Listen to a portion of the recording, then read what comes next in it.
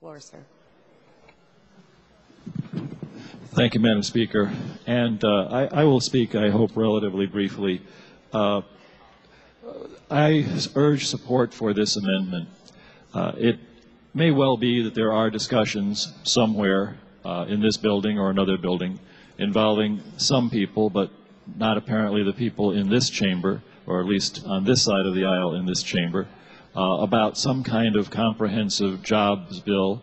But so far as we can tell, nothing much is happening so far this session.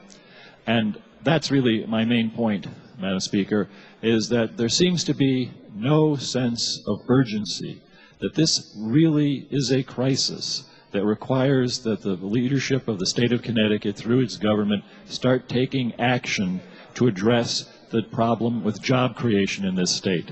It's not a crisis that just began with the most recent recession. For 20 years, we have failed to actually generate any new jobs. The net change in jobs is almost zero over the last 20 years.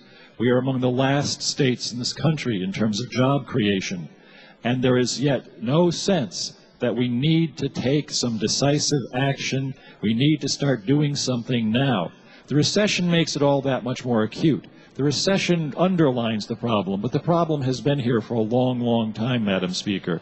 And we've been doing things, lots of things, that discourage job creation. It's time that we start doing things to cause job creation, to encourage it, particularly among the small businesses in the state of Connecticut.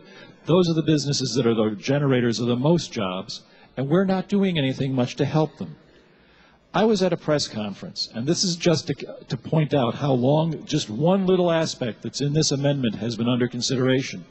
I was at a press conference called not by the minority leader in the House, not by the minority leader in the Senate, not by the governor's office, but by the Secretary of State, who happens to be a Democrat.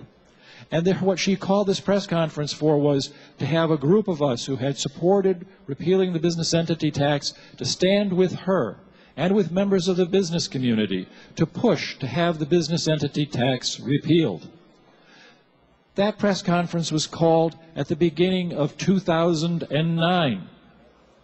2009. We haven't done anything about it. There seemed to be a bipartisan consensus. There were Republicans and Democrats in the room. There were people from the business community in the room. There were legislators in the room. But nothing gets done. There is no sense of urgency that these problems need to be addressed now. The problems are not going to go away, but the jobs for the people of the state of Connecticut are going to go away if we don't start doing something now, today, by voting for this amendment, Madam Speaker. This is something concrete and specific that the members of this chamber can do right now to start solving the jobs problem in the state of Connecticut. Please, Madam Speaker, I urge the chamber to adopt the amendment. Thank you, sir.